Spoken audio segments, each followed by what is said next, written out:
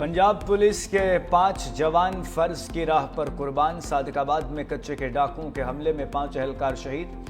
D P او رحیم یار خان کی قیادت میں ڈاکوؤں کے خلاف آپریشن جاری۔ 40 ڈاکوؤں نے راکٹ لانچرز اور ہینڈ گرینیڈ سے پولیس چوکی پر حملہ کیا تھا۔ شہید اہلکاروں کی نماز جنازہ سرکاری اعزاز کے ساتھ ادا۔ آئی جی پنجاب سمیت اعلیٰ پولیس حکام، مقامی انتظامیہ اور شہریوں کی بڑی تعداد نے شرکت کی۔ شہید اہلکاروں میں محمد عرفان، محمد سلیم، تجمل، خلیل احمد اور غضنفر کی جسد خاکی آبائی علاقوں میں روانہ۔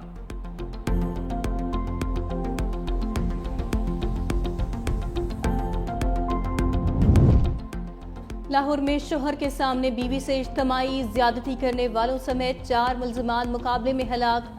سیسری حکام کے مطابق لاہور میں ہلاک 2 ملزمان اور ان کے 2 ساتھیوں نے چہنگ میں خاتون کو زیادتی کا نشانہ بنایا تھا۔ ہلاک ملزمان کی 24 سالہ اویس اور 26 سالہ ارشاد کے نام سے شناخت۔ مزید ملزمان کی تلاش جاری۔ ٹوبہ ٹیکسنگ میں مقابلے کے دوران 2 خطرناک ڈاکو مارے گئے۔ فائرنگ کے تبادلے میں 1 اہلکار بھی زخمی۔ ادھر میاں والی میں مقابلے کے دوران موٹر سائیکل چور کو زخمی حالت میں گرفتار کیا گیا۔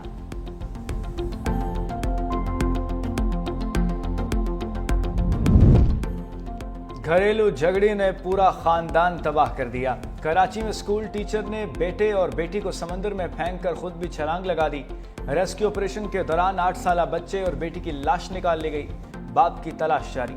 پولیس کے مطابق رنگی ٹاؤن کے رہائشی اسکول ٹیچر اورنگزیب عالم کی اہلیہ سے علیحدگی ہو چکی تھی۔ بچوں کی کسٹڈی کا کیس ہارنے پر انتہائی قدم اٹھایا۔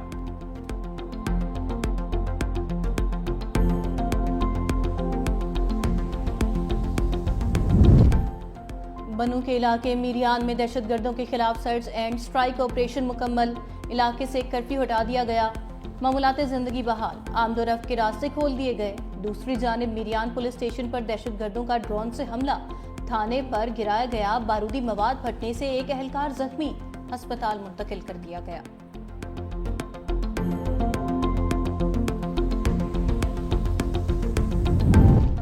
چین اور پاکستان کے درمیان دوستی منفرد اور گہری ہے۔ پاک چین دوستی بدلتے ہوئے حالات اور عالمی چیلنجز میں مضبوط ہے۔ فیلڈ مارشل سید عاصم منیر کا عوامی جمہوریہ چین کی فوج کے 98ویں یوم تاسیس سے خطاب۔ کہا پاک چین اسٹریٹجک تعلقات باہمی اعتماد، غیر متزلزل حمایت اور مشترکہ عزم کی مثال ہیں۔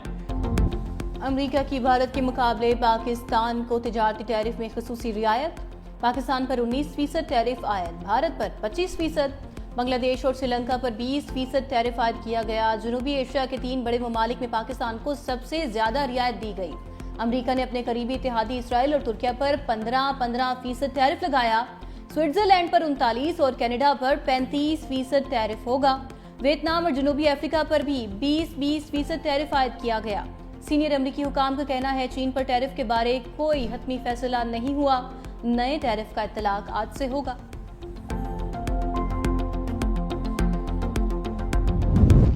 ملک کی معیشت کے لیے اچھی خبروں کا سلسلہ جاری۔ پاکستانی ریفائنری سینرجی کو نئے امریکی خام تیل منگوانے کا فیصلہ کر لیا۔ 10 لاکھ بیرل خام تیل کی پہلی کھیپ اکتوبر تک پاکستان پہنچنے کا امکان۔ امریکی خام تیل منگوانے کا معاہدہ پاکستان اور امریکہ کے درمیان تجارتی معاہدہ طے پانے کے بعد کیا گیا۔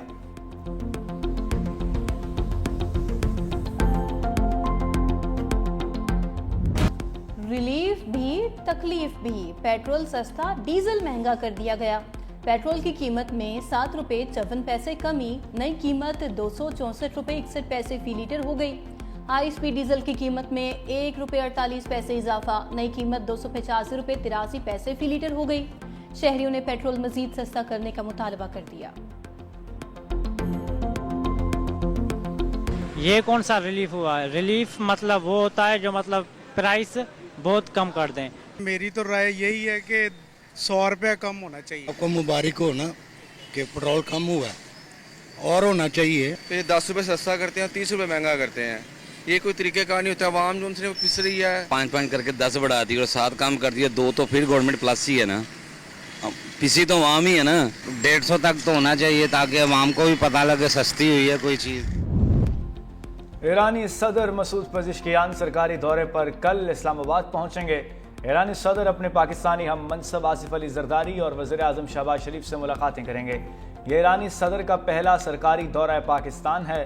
صدر پزشکیان کے دوروں سے دونوں ممالک کے درمیان برادرانہ تعلقات مزید مضبوط ہوں گے۔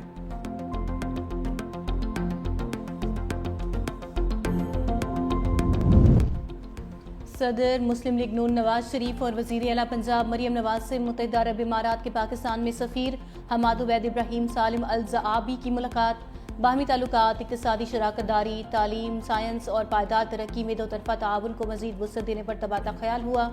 نواز شریف نے کہا، پاکستان اور UAE کا باہمی رشتہ وقت اور حالات کی آزمائشوں میں ہمیشہ سرخرو رہا۔ مریم نواز نے کہا، پنجاب بزنس فرینڈلی انوائرمنٹ کے ساتھ سرمایہ کاری کے لیے بہترین انتخاب بن چکا۔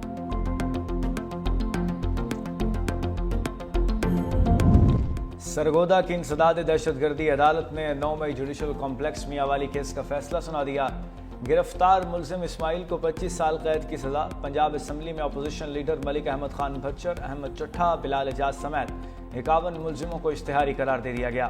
عدالت نے ایک ماہ میں ملزموں کو گرفتار کر کے پیش کرنے کا حکم بھی دیا۔ عدالت قومی اسمبلی میں اپوزیشن لیڈر عمر ایوب خان کے ناقابل ضمانت وارنٹ گرفتاری پہلے ہی جاری کر چکی ہے۔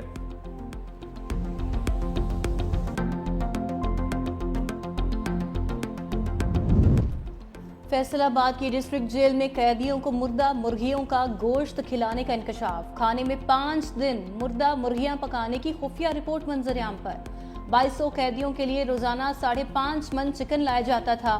انتظامیہ کی ملی بھگت سے 2 من زندہ مرغیوں کی آڑ میں 3 من مردہ گوشت جیل پہنچایا جاتا۔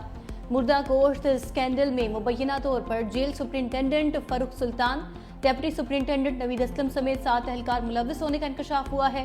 ذرائع کے مطابق تحقیقات پر جیل سپرنٹینڈنٹ اور ڈپٹی سپرنٹینڈنٹ کو معطل کیا گیا، مگر چند گھنٹے بعد ہی نوٹیفیکیشن واپس لیتے ہوئے نہ صرف انہیں بحال کر دیا گیا بلکہ دوبارہ پرانی پوسٹوں پر تعینات کیا گیا۔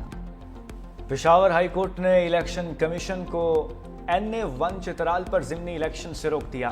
عدالت کے رکن قومی اسمبلی عبداللطیف چترالی کی نااہلی کے خلاف دائر درخواست پر سماعت، اٹارنی جنرل اور الیکشن کمیشن کو نوٹس جاری، جواب طلب کر لیا گیا۔ مزید سماعت 20 اگست تک ملتوی۔ سندھ میں جشن آزادی کی تقریبات کا آغاز۔ وزیر اعلیٰ سندھ سید مراد علی شاہ نے مائی کراچی نمائش کا افتتاح کر دیا۔ تقریب سے خطاب میں کہا، سندھ حکومت نے پہلے ایونٹ کا آج آغاز کر دیا۔ اس سال جشن آزادی کو معرکہ حق کے ساتھ منا رہے ہیں۔ مئی میں بھارت نے پاکستان کے خلاف سازش کی، جس کا بھرپور جواب دیا۔ پاکستان کی طرف میلی آنکھ سے دیکھنے والوں کو متحد ہو کر جواب دیں گے۔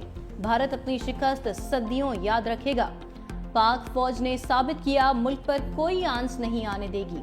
ماضی میں بدقسمتی سے کراچی دہشت گردی کا مرکز تھا۔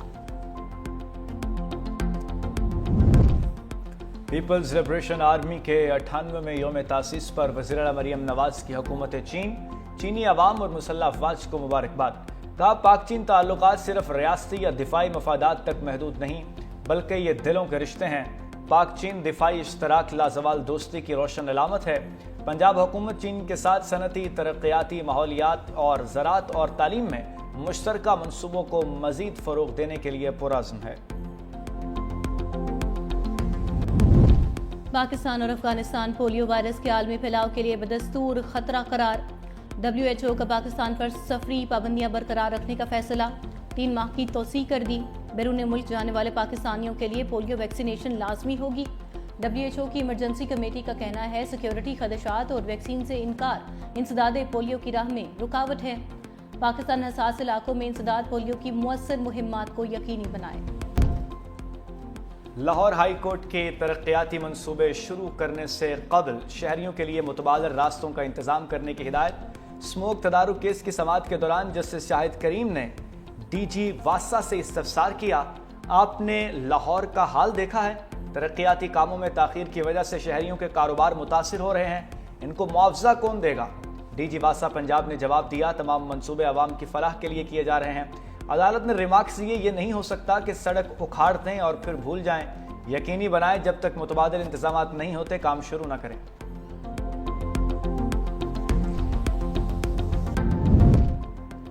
پنجاب میں جو گندگی اور آلودگی پھیلائے گا جرمانہ بھرے گا۔ وزیر اعلیٰ پنجاب مریم نواز شریف کی منظوری سے پنجاب حکومت نے پے پولیوٹرز رولز کو ماحولیاتی قانون کا حصہ بنا دیا ہے۔ پنجاب کے 10 زونز کی ڈیجیٹل نگرانی کا جدید ترین سمارٹ نظام بھی نافذ۔ سینئر صوبائی وزیر مریم اورنگزیب نے کہا کہ عوام کو مہلک بیماریوں کو شکار کرنے والوں کو بھاری جرمانے بھرنے پڑیں گے۔